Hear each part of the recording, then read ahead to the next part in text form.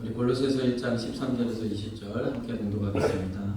그가 우리를 흑암의 권세에서 건져내사 그의 사랑의 아들의 나라로 옮기셨으니 그 아들 안에서 우리가 구속 곧 죄사함을 얻었거든요. 그는 보이지 아니하시는 하나님의 형상이요 모든 창조물보다 먼저 나신 자니 만물의 계획에 참여되게 된 하늘과 땅에서 보이는 것들과 보이지 않는 것들과 혹은 보좌들이나 주관들이나 정사들이나 권세들이나 만물이 다 그로 말미암고 그를 위하여 창조되었고 또한 그가 만물보다 먼저 계시고 만물이 그 안에 함께 섰느니라. 그는 몸인 교회의 머리라. 그가 근본이요 죽은 자들 가운데서 먼저 나신 자니 이는 친히 만물의 으뜸이 되려 하시니요 아버지께서는 모든 충만으로 예수 안에 거하게 하시고 그의 십자가의 피로 화평을 이루사 만물 곧 땅에 있는 것들이나 하늘에 있는 것들을 그로 말미암아 자기가 화목해 되기를 기뻐하시니라. 아멘. 예수 안에 있는 모든 충만함으로 저와 여러분의 삶 속에 또 심령 속에 충만하게 되어지기를 소망합니다. 하나님께서 풍성하게 채워주시는 은혜가 주님과 함께하는 그 가운데에 이루어지는 줄 믿습니다. 우리 요한복음 4장 24절에는 하나님은 영이시니 그랬어요. 그래서 우리가 이 영이신 하나님을 섬기기에 영적인 것에 대한 관심과 또 말씀을 통한 이해가 필요하다. 그렇죠? 우리가 보이는 것을 섬기는 것이 아니라 영이신 하나님을 섬기기 때문에 많은 사람들은 눈에 보이는 것을 따라가죠. 그래서 우상을 섬기기도 하고 또는 여러 가지 그런 뭔가 내게 표적으로 다가오는 것들을 섬기게 되어져 있지만 우리는 영이신 하나님을 섬기는 줄 믿습니다. 하나님이 영이시니 하나님을 섬기고 하나님을 예배하는 사람들은 신령과 진정으로 개역개정에서는 영과 진리로 예배하라 말씀하셨잖아요. 그래서 이 두 가지가 반드시 함께 해야 되는 줄 믿습니다. 나도 우리나라의 사정을 잘 빗대어서 말씀을 드렸는데 다시 한번 좀 살펴보면 우리나라가 아무것도 없는 상황에서 놀라운 기적과 같은 역사를 이뤘죠. 초기 그 시대 때는 정말 산업화가 막 진행되고 우리 박정희 정권 아래서 막 새마을 운동을 일으키고 나라가 많은 일들을 할 때는 정말 기적과 같은 일들이 곳곳에서 일어났죠. 그리고 새벽같이 일어나서 밤늦게까지 일하고 밤낮 쉬지 않고 정말 그렇게 모든 것을 다 제쳐놓고 열심히 우리가 일을 하는 그 덕분에 참 아까도 얘기하시는 중에 그 덕분에 지금 우리가 편하게 산다 그런 얘기 하시는데 맞죠? 산업화의 현장에서 정말 최선을 다해서 이 나라를 이끌어 주신 우리 참 우리 부모 세대들을 향하여서 참 감사하는 마음을 가져야 됩니다. 그런 가운데에 참 우리도 또 이 세대를 이어받아서 열심으로 우리가 섬기고 있잖아요. 또 지금 세대는 지금 세대 나름대로 많이 편해졌지만 또 힘들어요. 아까도 우리 장로님 말씀하셨지만 자영업자들이 너무 힘들다. 정말 공감된다 그러시는데 정말 힘듭니다. 맞아요. 네, 그렇게 힘들지만 또 열심히 우리나라의 특수한 이 근면 성실함을 바탕으로 또 계속적으로 거기에 멈추지 않고 그냥 산업화에 머물지 않고 더 첨단으로 나아가면서 이제는 우리나라가 세계와 어깨를 나란히 하는 위치에까지 오게 되어졌는데 어떻게 이런 놀라운 기적이 일어날 수 있을까? 많은 사람들은 대부분의 나라들은 다 중진국 함정에 빠져서 절대로 선진국에 가지 못하는데 이것이 그냥 힘들어서 못하고 그러는 것이 아니라 이 중진국의 함정이라는 건 벗어나기가 어려운 그래서 굉장히 큰 이 산업화에 경제 발전에 있어서 큰 그 유혹이고 또 함정이기 때문에 웬만하면 넘어가지 못하는 그래서 넘어가는 것이 오히려 그것이 기적이고 불가능하다. 그래서 현대 사회에서 다시 선진국으로 도약하는 것은 있을 수 없다라고 결론을 내리시는 분들도 있더라고요. 그런데 대한민국은 그 함정을 넘어갔단 말이에요. 놀라운 일이죠. 그래서 한국을 연구해야 된다. 한국의 산업화를 공부받아야 된다. 막 이런 이제 이야기를 하시기도 하고 그런 어떠한 저력이 있다 보니까 우리나라가 최근에 뭐 문화 이제 뭐 그냥 뭐 우리가 경제적으로 발전했다뿐만 아니라 우리의 문화 또 뭐 우리의 한글의 우수성 또 우리의 뭐 여러 가지 먹거리 이런 것까지도 막 전파가 되고 또 뭐 K-팝, K-컬처, K-방산 뭐 다 K야. K만 붙이면 돼요.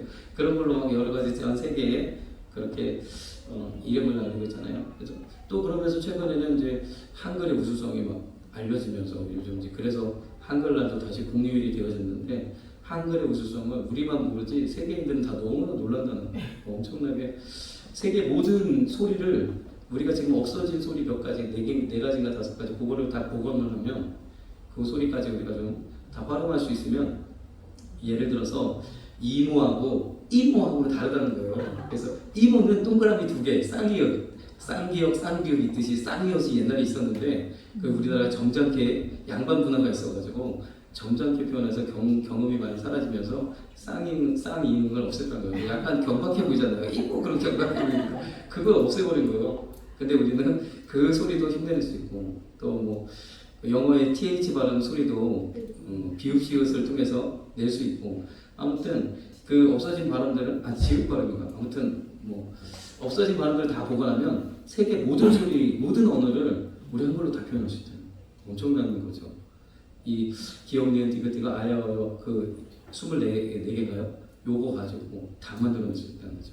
근데 너무 대단한 게 이 24가지가 우리 천지인 잡반 있지 않습니까? 이 스마트폰 9개 버튼 안에 이게 다 들어갔고 이 9개 버튼으로 이 모든 걸 우리는 글자를 다 만들어낼 수 있다는 게 엄청난 거죠. 우리 세종대왕 때문에 우리가 디지털 선진국이 될 수 있었어요. 그거 아십니까? 우리나라 타자기를 처음에 2번씩 그 기계식 타자기 있잖아요. 그 기계식 타자기를 만들 때 받침 때문에 엄청 힘들었대요. 받침을 넣는 게 이 기계적으로 구현하는 게 너무 복잡하고 불편해서 기계식 타자기를 결국에는 어찌 냈지만 어색하게 모양이 좀 삐뚤빼뚤 근데 나름대로 그 타자기 그 채도 나름대로 그냥 괜찮아요. 근데 아무튼 어떻게 만들어냈는데 이게 다시 디지털로 들어오면서 완전히 바뀌거든요. 그때는 우리가 남들은 막 2번씩 타자기 아니 기계식 타자기 가지고 많은 기사도 내고 막 신문도 발행하고 별거 다 할 때 막 책도 쓰고 할 때 우리나라는 그냥 그거 꾸역꾸역 어떻게 하다가 만들어는 냈는데 잘 활용을 못하고 오타도 많이 나고 그런 상황에서 디지털로 넘어가면서 완전히 바뀌어진 거죠. 전자타자기를 만들 때는 이제는 이제 컴퓨터가 도입되고 이제 모든 게 전자식으로 바뀌는 때는 이제 우리나라가 거의 뭐 타자 속도가 엄청나게 빠르잖아요. 우리 아이들도 보면 막 200타, 300타 기능나고 뭐 그냥 보지도 않고 듣는 대로 저희 세대는 조금 잘 못하는데 우리 아래 세대는 더 잘하고 우리 때도 잘하는 친구들은 잘했어요. 그런 거 보면 엄청 대단하죠. 그래서 거의 그렇게 좀 놀라운 그 한글의 우수성 이것도 막 세계에 알려지고 그러면서 한글에 대한 그 한글 사랑 이런 좀 이야기도 많이 들려지고 그럽니다. 그래서 어쨌든 우리나라 이렇게 선진국으로 확 올라갈 수 있었다는 게 참 놀라운 일인데 왜 그렇게 될 수 있는지 아십니까? 왜 그렇게 될 수 있는지 한번 말씀드렸죠. 우리의 교육열, 우리 부모 세대에서 나는 못 배워도 우리 자식들은 꼭 가르쳐야 된다는 그 가르치는 열망. 그래서 다 학교에 보내고 그 가르치는 열망이 결국에는 이런 어떤 남녀 평등, 불평등도 상쇄시켜서 처음에는 아들만 막 다 대학에 보내고 학교 보내고 그랬는데 이제는 이제 아들, 딸 그냥 다 학교에 보내고 지금은 이제는 모든 면에서 참 많이 이제 그런 것도 불평등도 사라지고 그런 이제 시대가 됐잖아요. 오히려 여성이 더 대접받는, 대우받는 이런 시대가 됐잖아요. 편해지고 어떤 분이 그러더라고요. 왜 그 면접 시험을 보면 면접에 나오는 그 질문들이 너무 다 여성에게 유리하다는 거예요. 남성들은 너무 불리한데 남성들은 어떻게 하면 축구를 잘합니까? 이런 거 좀 물어봐야 되는데 그런 거는 안 물어보고 아무튼 그런다는 거죠. 아무튼 그걸 그냥 묻자고 하는 얘기지만 그 어쨌든 이제 그 남성과 여성의 어떤 그런 능력 차이를 고려해 볼 때 여성에게 좀 더 많이 유리하다 이렇게 생각하시는 분들도 있더라고요. 아무튼 이렇게 이제 우리나라가 선진국이 될 수 있는 건 교육열 열심히 배웠던. 그래서 하나도 없는데 우리는 정말 인적 자원 하나밖에 없잖아요. 기름도 안 나고 자원도 없고 한 가지 좀 풍부한 건 시멘트 많이 나서 아파트 잘 짓는 거. 시멘트. 다른 나라는 시멘트가 부족한 나라들도 있더라고요. 시멘트 부족한 나라들은 미국도 시멘트가 그렇게 많지 않아서 목조 주택을 많이 짓고 오히려 그게 더 싸고 또 부서져도 금방 짓고 또 어차피 땅은 넓으니까 2, 3층으로 높이 지을 필요가 없으니까 다 목조로 짓는데 우리나라는 목조로 지으면 2층, 3층 더 이상 지을 수 없으니까 처음부터 시멘트를 다루는 게 쉽지는 않지만 처음부터 아파트를 짓고 고층 건물을 짓고 그렇게 하다 보니까 건축 기술도 굉장히 높아져서 전 세계 그 높은 빌딩 가운데 우리나라가 건축한 그런 건축물도 꽤 있죠. 아무튼 그래서 참 우리나라 사람들이 이런 인적 자원 하나만 가지고 지금의 이런 놀라운 역사를 이뤘다는 것은 더더욱 그러니까 더더욱 이게 참 미스테리인 거죠. 뭐 자원이라도 있으면 그 자원 때문에라도 어떻게 했다 할 수 있는데 자원도 없고 아무것도 없는데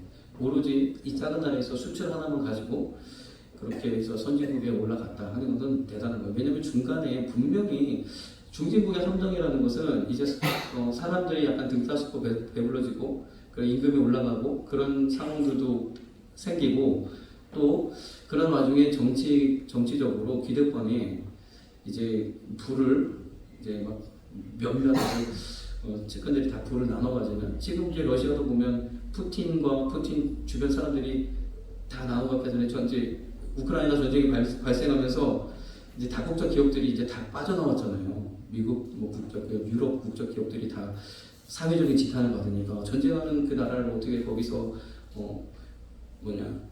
그 일을 할 수 있느냐 하면서 그러니까 다 이제 빠져나왔잖아요. 빠져나오고 남아있는 기업들을 거기에 푸틴과 그 관계된 사람들이 다 나눠가지고 이제 실행 재벌들이 막 나타나고 그러고 있는 상황이죠. 왜냐면 뭐 1달러 아니 1유로에 인수하고 뭐 말도 안 되니까 홀값에 인수하고 뭐 그렇다고 하더라고요. 다 그냥 다 놓고 나가니까.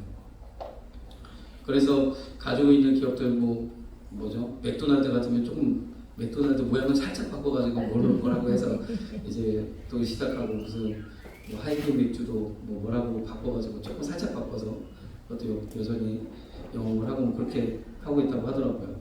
러시아 같은 경우는 참 이런 일들이 가다 보면 생긴다는 거예요.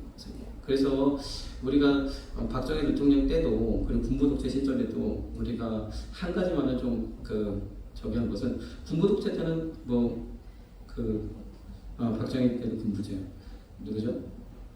전두환 때는 많은 좀 비자금이 있었잖아요. 비자금 문제가 전두환 노태우 때도 비자금 문제가 있었는데 그래도 박정희 때는 그런 부분이 없어서 그게 우리나라를 더 선진국으로 나아가게 하는 또 한 가지 그런 좀 좋은 요소는 되어졌다는 거죠.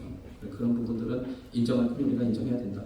이제 만약에 그가 독재라는 어떤 상황을 가지고 여러 가지 이제 부를 축적하기 시작했으면 우리나라도 지금의 우리나라가 있지는 못했을 것인데 다행히 그런 부분들을 잘 넘어갔어요. 그래서 어떤 면에서는 박정희 대통령이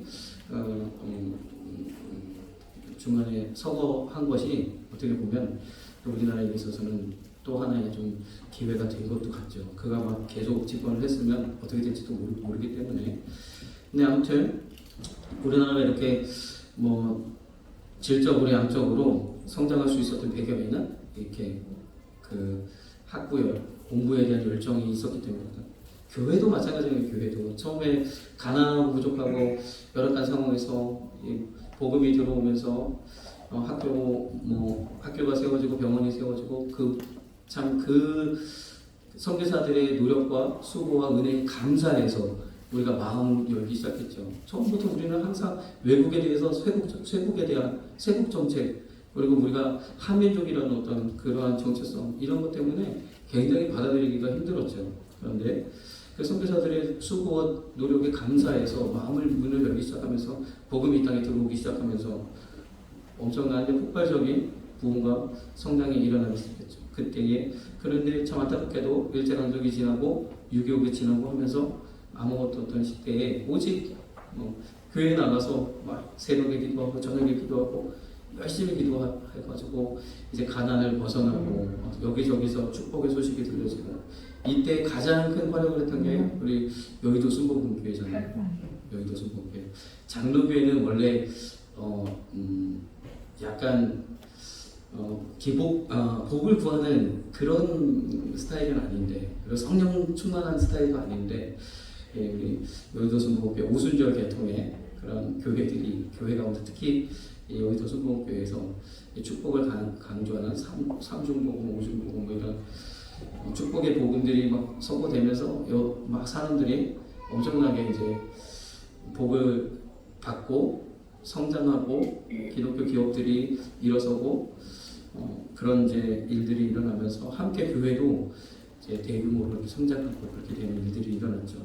근데 거기서 만약에 우리 교회가 그렇게 멈추면 이제 지금 시대는 하나님께서 개인적으로 하나님 역사하시고 정말 이렇게 눈에 띄는 드라마틱한 기적의 은혜를 베푸시지 않는데 그러한 기적이라는 것이 더 많은 병폐를 낳기 때문에 이제는 하나님 다른 방법으로 역사하시는데 이러한 시기가 오게 되면 이제 성도들이 표적을 바라고 기적을 바라던 성도들은 힘을 잃어버리고 그렇죠. 또 유대인들이 그랬던 것처럼 유대인들이 표적만 바라고 가다가 그렇죠. 여러 가지로 예수 그리스도에 대해서 많은 실망하게 되고 결국 십자가에 못 박았던 것처럼 기독교가 자칫 잘못하면 그렇게 될 수 있었는데 우리 교회도 다행히 이 뭐라 그럴까요? 그런 기복적인 신앙에서 벗어나서 더 고차원적인 하나님이 더 기뻐하시는 그러한 믿음의 단계로 넘어갔다는 거예요. 그래서 서로 같이 공동체를 이루고 공동체 안에서 서로 나누고 더 나아가서 많은 이제 가난한 사람 돌보고 여러 가지 사역들, 선교들을 이루고 또 전 세계에 복음을 들고 나가는 선교사를 또 계속 보내고 하는 이 어마어마한 일들이 참 다방면으로 일어났죠. 대학가에서는 여러 가지 기독교 그 선교단체들을 통해서 이루어지고 교회 안에서도 이해 질세라 선교 교육이 일어나고 선교 붐이 일어나고 겨울 방학이면 막 선교 단기 선교팀을 보내고 그렇게 하면서 엄청난 이제 선교 붐을 이루면서 정말 진정한 세계 민족. 그래서 우리나라 여권 가지면 못 가는 곳이 없다라고 말할 정도로 정말로 세계 어느 나라에 가도 우리 교민들이 살고 있고 그런 진정한 세계 민족이 되어지면서 엄청난 이제 그렇게 부흥을 이뤘죠. 각 나라마다 교민들은 또 이 한인 교회를 중심으로 그런 기독교 그룹 공동체를 이뤄가서 그곳에 오는 사람들이 그 나라에 정착하기 위해서는 이 한인 교회 그룹에 들지 않으면 안 되는 그런 이제 문화와 전통을 만들어가면서 이제 막 전 세계적으로 우리가 믿음 하나만큼 정말 서로 둘째가 하면 서로는 그런 교회로 이렇게 나아가게 됐다는 것. 이것도 놀라운 일이죠. 이것도 어떻게 그렇게 가능했을까? 그렇죠? 어떻게 우리가 가난을 벗어나기 위해서 열심으로 그렇게 살았던 우리가 정말 남을 돕고 이웃을 돕는 그러한 주님의 마음을 품으면서 차원을 넓혀갈 수 있었을까? 이것도 마찬가지로 각 교회마다 선교 공부 붐이 얼마나 일어나는지 몰라요. 모이면 선교 공부하고 모이면 기도하고 이 열정을 통해서 하나님의 마음이 우리 안에 심겨지고 말씀이 뿌리내리고 그런 역사들을 이루어서 교회도 더 차원 높은 교회로 넘어가게 되죠. 그래서 참 재밌는 것은 초기에는 기독교가 이제 50년대, 60년대 부흥하고 그런 이 초기에는 굉장히 신령한 집회들이 많았습니다. 병고침, 응답, 입신, 예언, 통역 이런 은사 집회와 이런 신령 집회들이 굉장히 많았어요.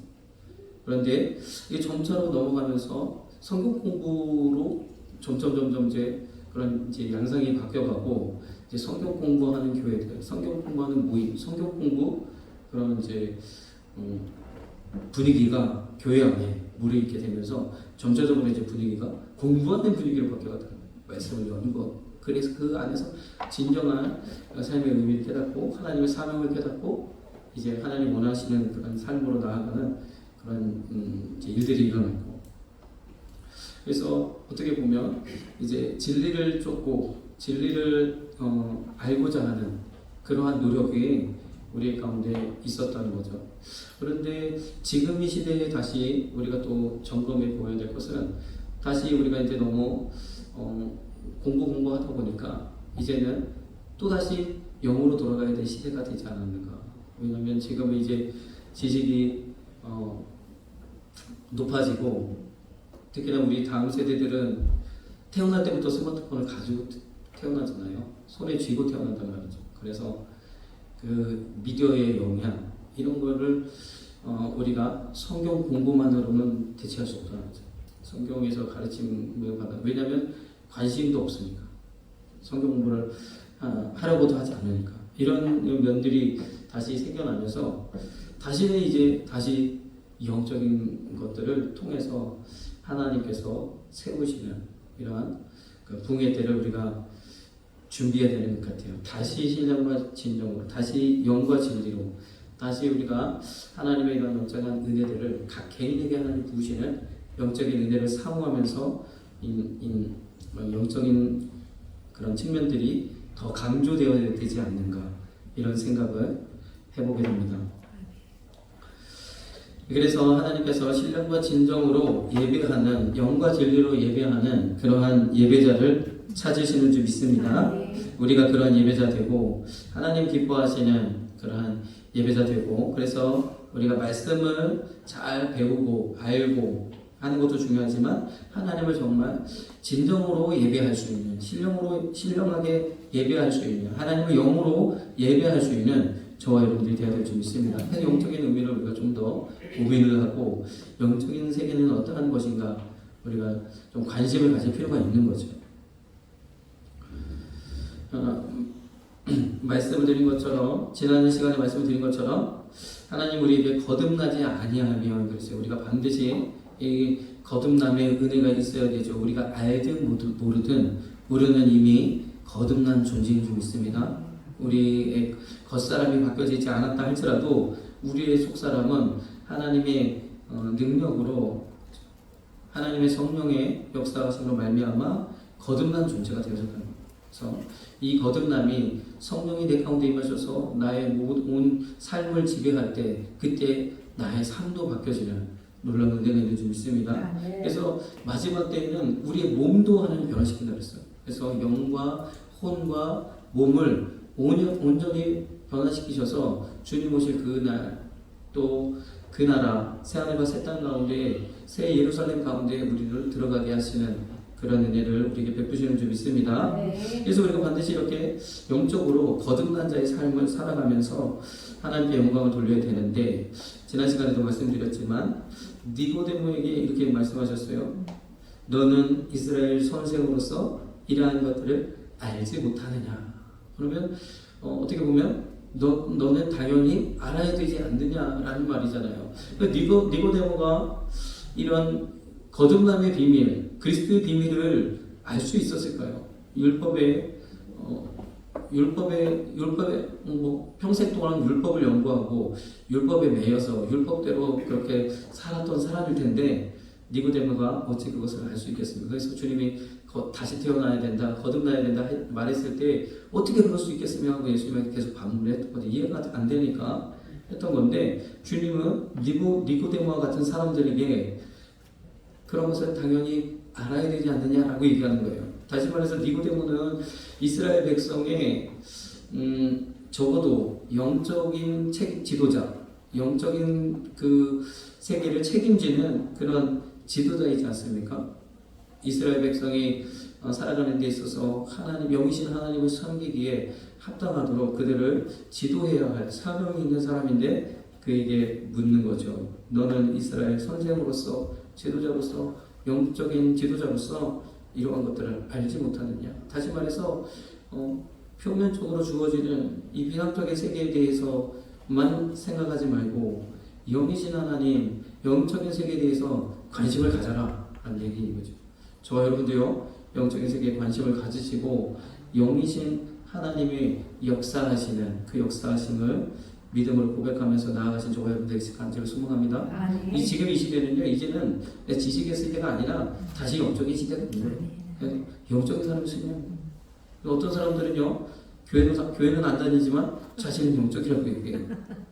그런 사람들이 있어요. 아니 많습니다. 실제적으로 많아요.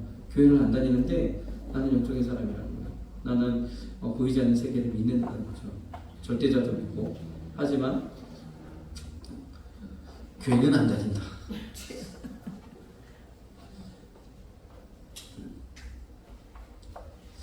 자, 요한복음 우리가 이 요한복음 3장의 말씀을 우리가 지금 이렇게 보고 있는데 요한복음 8장에는 너희가 내 말에 거하면 참 내 제자가 되고 또 32절 우리가 잘 아는 말씀이죠. 진리를 알지니 진리가 너희를 자유케 하리라. 진리를 알아야 되는 거예요. 우리가 과학적인 지식을 알아야 되는 게 아니라 진리를 알아야 되는 게 있습니다. 과학적인 지식은요 언제 바뀔지 몰라요. 언제 새로운 것이 나오고 언제 새로운 것들이 증명되고 새로운 지금까지 알지 못했던 것들이 발견되면 그 이론은 폐지되고 새로운 이론이 생겨납니다. 그런데 진리는 영원토록 변함이 없는 것인 줄 믿습니다. 우리는 진리를 알아야 돼요. 진리는 어떻게 알 수 있어요? 너희가 내 말에 거하면. 하나님 말씀 외에는 진리가 없다. 진리는 하나님 말씀 안에 있는 줄 믿습니다. 진리를 알지니 진리가 너희를 자유케 하리라. 우리가 이 삶에 얽매여 살면서 모든 고난과 역경과 또 이런 것들을 다 감내하면서 그렇게 살아가고 있는데 우리가 진정으로 이런 삶의 굴레에서 벗어나기 위해서는 진리를 알아야 합니다. 진리는 우리 안에 거하시는 영이신 하나님으로부터 우리 가운데 주어지는 줄 믿습니다. 우리가 그 진리를 알기 위해서는 반드시 말씀을 통하여 말씀을 듣고 말씀을 깨닫고 말씀을 통해서 그 진리를 알게 되는 줄 믿습니다. 다시 우리가 요한복음 3장으로 돌아가서 요한복음 참 영적인 그 비밀에 대해서 많이 말씀들을 하고 있잖아요. 우리 요한복음을 잘 묵상하면서 읽어 보시면 또 영적인 것들에 대한 깨달음이 많이 있게 될 텐데요. 요한복음 3장 이제 12절에는 이렇게 말하고 계십니다. 계속된 니고데모와의 대화 이죠. 내가 땅의 일을 말하여도 너희가 믿지 아니하거든 하물며 하늘 일을 말하면 어떻게 믿겠느냐 그러시는 거예요. 땅의 일을 말하여도 안 믿는데 주님의 말씀을 믿어야 진리를 깨닫고 진리 안에 거하여 자유케 되어질 텐데 믿지를 못한다는 거죠. 니고데모에게도 이렇게 이야기하고 있어요. 그러면 반대로 우리가 하늘 일을 말하기 위해서는 땅의 일도 또한 필요하다는 거죠. 다시 말해서 땅의 일도 말하고 하늘의 일도 말할 필요가 있다. 우리가 사람의 마음문을 열기 위해서 복음의 문을 열기 위해서 그들을 이해시키기 위해서 그들의 언어로 그들의 생각으로 접근할 필요가 있다는 거죠. 땅의 일도 말하고 하늘의 일도 말하여서 주의 복음을 증거하시는 저와 여러분들이 되시길 소망합니다. 근데 우리는 복음을 전한다 그러면 자꾸만 땅의 일로만 설명하려고 한다는 거예요. 어떻게 하면 교회 가면 마음이 편안하고 또 뭐 서로 같이 찬양하고 하니까 기쁘고 이렇게 여러 가지 이런 것들 우리가 설명하려고 그런다는 거예요. 그러나 우리가 전해야 되는 건 하나님이 당신을 사랑하십니다. 하나님 당신을 사랑하시고 그래서 아들 독생자 예수 그리스도를 이 땅에 보내셨다. 그가 십자가에서 우리의 죄를 다 담당하셨다. 우리는 제사함 받고 이제 하나님의 자녀가 그를 믿기만 하면 하나님의 자녀가 되어진다. 이 복음을 전하는 거죠. 그러면 하나님께서 그 안에서 이 복음의 씨앗이 놀라운 역사를 이루게 되는 줄 믿습니다. 이게 영적인 일인 거예요. 영적인. 이 요한복음 3장의 이 이야기를 우리가 좀 보면서 사도행전에 바울이 어떻게 하였는가를 우리가 한번 살펴보기를 소망합니다. 사도행전 17장에 바울이 아테네 아시죠? 그리스의 아주 유명한 도시 아테네.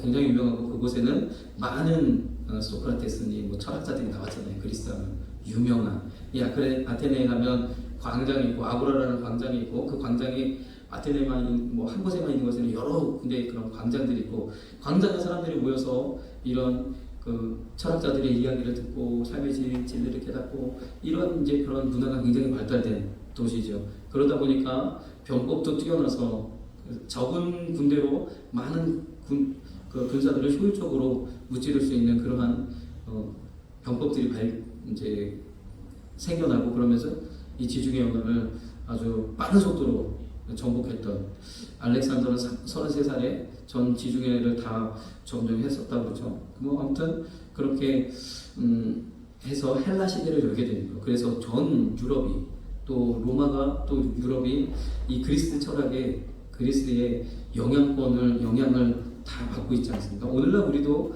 다 그 영향을 받고 있죠. 어쨌든 그 동네 그 아테네에서 복음을 전할 때 사도 바울이 어떻게 했는지를 보는 거죠. 참 그곳에서 복음을 전하기는 쉽지 않았을 것입니다.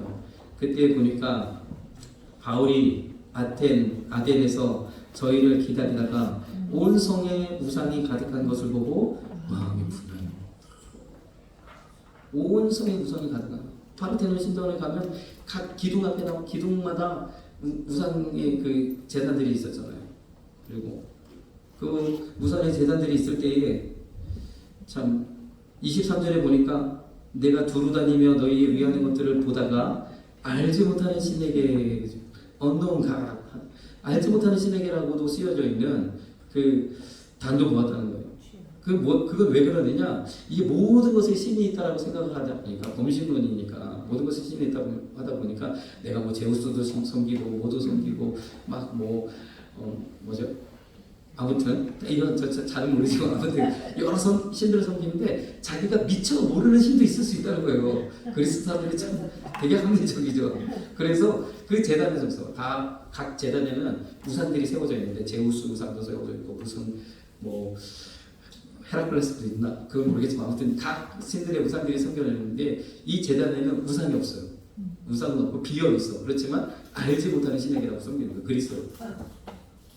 그러니 참 사도 바울이 마음이 분개할 듯 아주 그냥 그를 통탄할 이유가 있죠.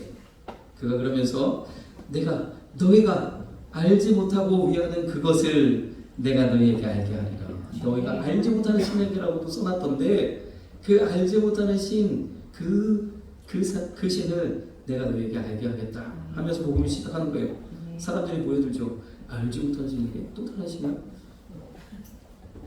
그러면서 이야기합니다. 우주와 그 가운데 있는 만유를 지으신 신께서는 천지의 주제신이 손으로 지은 전에 계시지 아니하고 아주 쇼킹한 말이에요. 그 당시에는 신전을 만들고 신전에서 제단을 만들고 제단 위에 우상을 세우고 그래야 신이 우리의 그런 제단을 받으신다 그렇게 여겨졌던 시대인데 이 진리를 선포하는 거예요. 우주와 그 가운데 있는 만유를 지으신 신께서는 모든 것을 창조하시는 신께서는 전능하신 신이라면 사람이 손으로 지은 전에 계실 리가 없지 않겠느냐 하는 거죠. 손으로 지은 전에 계시지 아니하고 또 무엇이 부족한 것처럼 사람의 손에 섬김을 받는다는 것 자체가 이미 한계를 가지고 있다는 거예요. 그렇죠? 이미 그래서 막 신들이 서로 싸우고 질투하고 뭐 사람보다 못해 가만히 보니까. 그런데 무엇이 부족한 것처럼 사람의 손으로 섬김을 받으시는 것이 아니니 이는 만민에게 생명과 호흡과 만물을 친히 주신 자신. 우리보다 월등히 통하고 우리의 존재를 초월하신 그런 분이시라는 거죠. 신이라는 그런 분이시죠. 알지 못하는 신에게 그 신은 이러한 분이라는 거예요. 계속 이야기합니다. 우리가 그를 입어 살며 기동하며 있으니 너희 시인 중에서도 너희 그 지식인 중에서도 어떤 사람들의 말과 같이 우리가 그의 신의 소생이다라고 하는 사람이 있는 것처럼 이와 같이 신의 소생이 되었은즉 신을 금이나 은이나 돈이나 사람의 기술로 구원한 것으로 새긴 것들과 같이 여길 것이 아니니라. 당연하죠. 그렇죠. 그 우상들이 신이 될 리가 없지 않느냐 하는 거예요. 사람의 손으로 만든 것에 신이 깃들어 있을 리가 없지 않느냐 하는 거예요. 인류의 모든 족속을 한 혈통으로 만드사 온 땅에 거하게 하시고 그래서 참 헬라 시대 때 보면 여러 아프리카 대륙도 있고 뭐 중동 지역에 그런 사람들도 있고 또 유럽인들도 있고 수많은 인종들을 경험했잖아요. 다양한 인종들이 경험했지만 다 동일한 사람이라는 걸 우리 그때는 알고 있었죠. 인류의 모든 족속을 한 혈통으로 만드사 온 땅에 거하게 하시고 저희의 연대를 정하시며 거주의 경계를 하나셨으니 이는 사람으로 하나님을 혹 더듬어 찾아 발견케 하려 하심이로되 그는 우리 각 사람에게서 멀리 떠나 계시지 아니하시니 하면서 이 복음의 진리를 전파하는 거예요. 그래서 이 모든 것 그들을 이해시킬 수 있도록 그 말로부터 시작해서 살아계신 하나님을 증거하는 것입니다. 알지 못하던 시대에는 하나님의 허물지 아니하셨거니와 이제는 어디든지 사람을 다 명하여 회개하라 하셨으니 이는 정하신 사람으로 하여금 천하를 공의로 심판하는 날을 작정하시고 이에 저를 죽은 자 가운데서 다시 살리신 것으로 모든 사람에게 믿을 만한 증거 즉 예수 그리스도를 주셨습니다. 예수 그리스도를 믿어야만 이 심판에서 벗어날 수 있다라고 복음을 증거하는 거예요.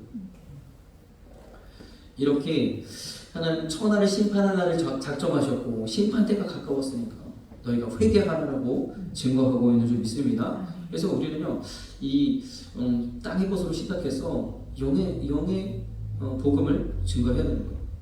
심판 때가 가까웠고 반드시 공의로 심판하실 그 하나님의 때에 예수 그리스도 죽은 자 가운데서 살리신 부활하신 예수 그리스도를 믿지 아니하면 영원한 심판에 거하게 됩니다.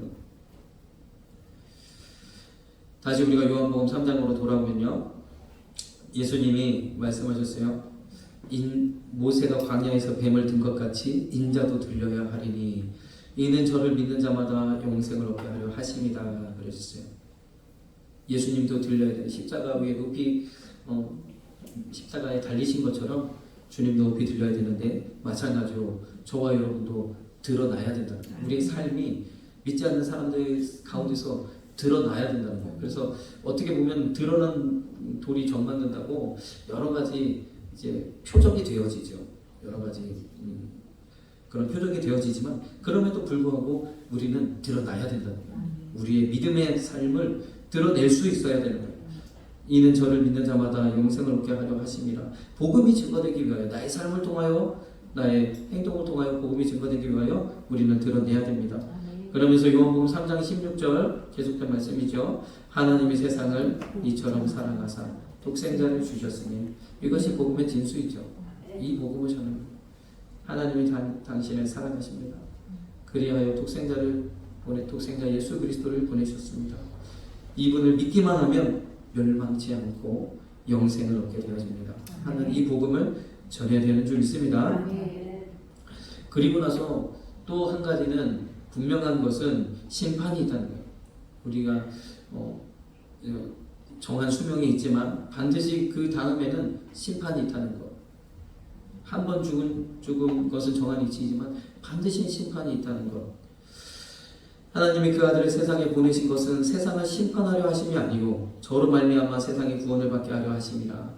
예수님이 이 땅에 보내신 것은 우리를 심판하셔서 다 지옥대로 가시려고 그렇게 보내신 것이 아니라 우리를 구원하시기 위해서 보내셨는데 왜냐? 18절에 저를 믿는 자는 심판을 받지 아니할 것이요 믿지 아니하는 자는 하나님의 독생자의 이름을 믿지 아니하므로 벌써 심판을 받은 것이다. 이미 심판이 내려졌고 사망이 확정되어졌기 때문에 주님이 오신 것은 심판하려 하심이 아니라 이미 심판은 내려진 거예요. 주님은 우리를 다시 심판하려고 오신 것이 아니라 구원하려고 오신 줄 믿습니다. 사랑으로 오셨대요. 그 사랑의 예수님을 전하면 반드시 심판 가운데 있던 그들이 돌아오게 되어질 줄 믿습니다. 제 가운데서 이 로마서 1장에도 보면 바울이 로마에 있는 성도들에게 복음을 전하기 위해서 이 로마서를 쓰게 되지 않습니까? 동일한 그 패턴을 가지고 있어요. 로마서 1장 15절에 보니까 로마에 있는 너희들에게도 복음 전하기를 원하노라 하면서 첫째는 유대인에게 또한 헬라인에게다. 즉 로마에 있는 유대인과 헬라인에게 복음을 전하기 위해서 이 로마서를 썼다 말씀하시는 거죠. 그러면서 우리가 로마서 1장에 계속된 말씀을 보면 잘 아시는 말씀, 복음에는 하나님의 의가 나타나서 믿음으로 믿음에 이르게 하나니 기록된 바 오직 의는 믿음으로 말미암아 살리라. 아까 사도행전에서 취했던 방향과는 좀 다른 방향, 믿음을 먼저 강조하고 있죠.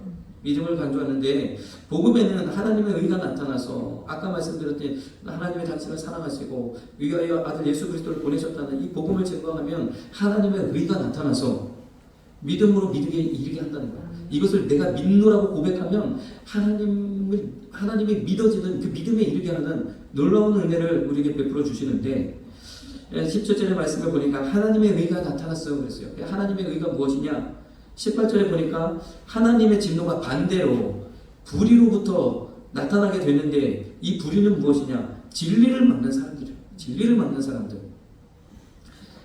진리를 막는 사람들 가운데 이미 사망 선고가 내려진 그들에게 복음이 들어가면 하나님의 의가 나타나서 진리 가운데로 다 오게 된다는 거죠. 이미 불의로 진리를 막는 일부러 하나님을 마음속에 두기를 싫어하는 그들에게 복음이 들어갈 때 하나님의 놀라운 역사가 나타납니다. 계속된 19절 말씀을 보면 이는 자, 이 불의 진리로 막는 사람들 진리를 막는 사람들이 가지고 있는 이 불의가 무엇이냐? 이는 하나님을 알만한 것이 저희 속에 보입니다. 아주 중요한 말씀. 우리 모두에게 하나님을 알만한 감각이 다 있다.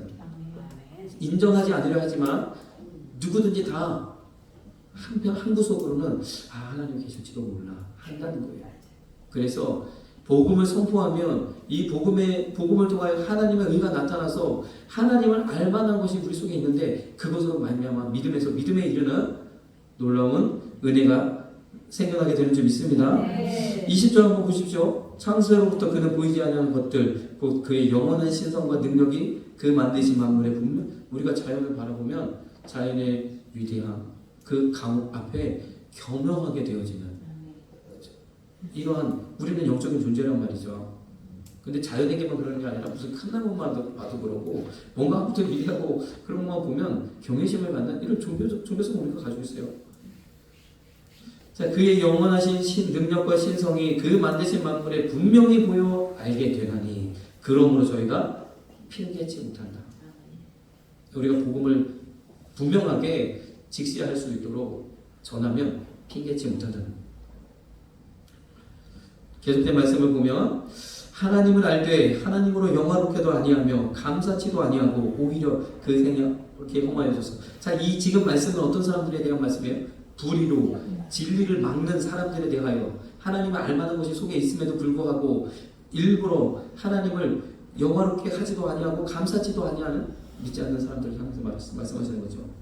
오히려 그 생각이 험하여지며 미련한 마음에 어두워졌나니 스스로 지혜가 하나 우준하게 되어 세상적인 지혜는 분명히 있는데 영적인 데는 우준하게 되어져서 엉뚱한 거 섬긴다는 거예요. 우리나라도요 5,000년 역사 가운데 항상 무상한 섬기며 살다가 이 100년 안팎의 선교사들이 전해드린 복음을 듣고 우리가 제대로 된 영적인 주인 우리의 영적인 부모를 만난 거죠. 그때부터 이 나라가 바뀌어졌는지 믿습니다. 우리가 제대로 하나님을 만나게 되면 변화가 일어난다는 거예요. 스스로 지혜 있다 하나 우준하게 되어 썩어지지 아니하는 하나님의 영광을 엉뚱한 것에서 씁니다. 엉뚱한.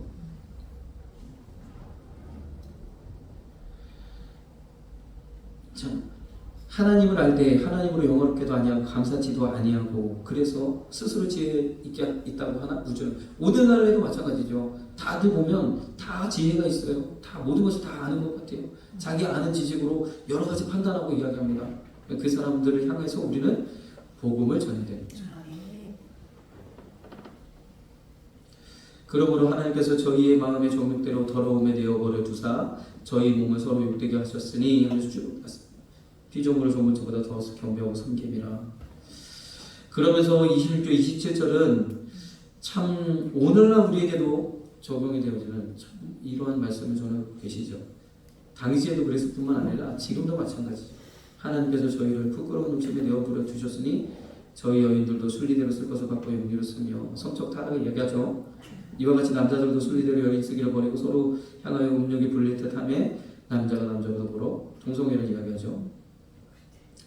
그래서 성적 타락과 더불어 성적 자기결정권을 요구하게 된다는 거예요. 지금의 시대를 보니까 우리가 지식하면서 영적인 것에 우준하다 보니까 성적인 자기결정권을 요구하고 있어요. 내가 남자가 되는 여성도 생물학적으로 하나님께서 결정을 지어주셨는데 그것을 자기가 선택할 수 있다는 거예요. 다른 것으로 많이 포장되어져 있지만 그 본질상에 이런 것이 숨어져 있는 거죠. 그래서 우리가 이 아담과 하와가 선악과를 먹었을 때 이 선악과가 어떤 것을 가져왔습니까? 선악의 기준을 하나님에 두지 아니하고 우리에게로 가져오는, 그래서 선악을 알게 되는 하나님처럼 선악을 분별할 줄 아는 그런 존재로 교만한 그런 마음을 갖게 되는 것이 범죄였지 않습니까?